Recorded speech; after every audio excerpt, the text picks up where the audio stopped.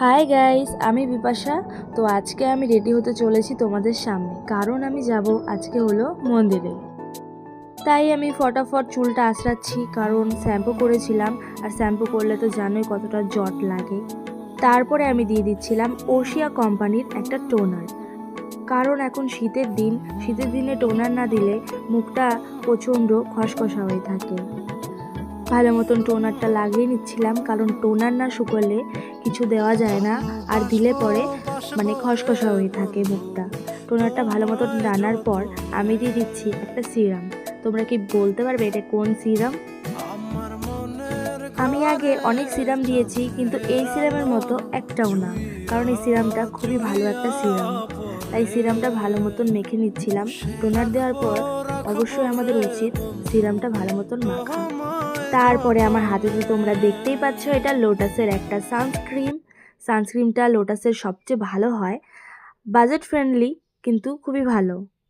আর জানো তো আমরা একটা ভুল কি করি, আমরা সানস্ক্রিন হাতে নিয়ে ডাইরেক্ট লাগিয়ে দিই, কিন্তু এইভাবে দিলে সানস্ক্রিনটা বসে ভালো। তারপরে আমি দিয়ে নিচ্ছিলাম ল্যাকমি কোম্পানির বিবি ফেস পাউডার। এই ফেস পাউডারটা আমি ফার্স্ট ইউজ করেছি আর এর প্রেমে পড়ে গিয়েছি, কারণ অনেকটাই ভালো ম্যাট ফিনিশ। এই ফেস পাউডারটা লাগালে এক্সট্রা করে আর ফাউন্ডেশন লাগাতে হয় না। আর এটা হাতে দেখতে পাচ্ছ বোরোলিং, কারণ ঠান্ডার দিন ঠোঁট একদম ফেটে অবস্থা খারাপ হয়ে যায়।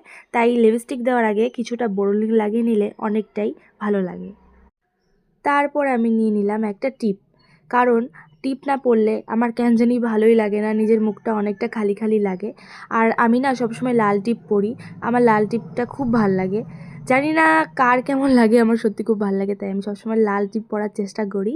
আর তারপরে দিয়ে নিচ্ছি আমি একটু লিপস্টিক হালকা করে লাগাচ্ছিলাম আর ভাবতেছিলাম কোন কালারটা দেওয়া যায়। তারপরে ভাবলাম না থাক, এটাই দিই, ভালোই লাগছে, সিম্পল একটা লুক। তারপর দিয়ে দিলাম আমি পারফিউম। এই পারফিউমটা কোন কোম্পানি তোমরা যদি জেনে থাকো আমাকে অবশ্যই বলো, এত সুন্দর গন্ধ, এত ভালো লাগে না পারফিউমটা, বলার বাইরে। তারপরে তোমরা তো জানো লেডিস প্রবলেম, চুল কি করব, চুলের কি হেয়ার স্টাইল করব, ওটা ভাবতে ভাবতে আমি আবার চুল খুলে একটু আছড়িয়েও নিয়েছিলাম তার আগে।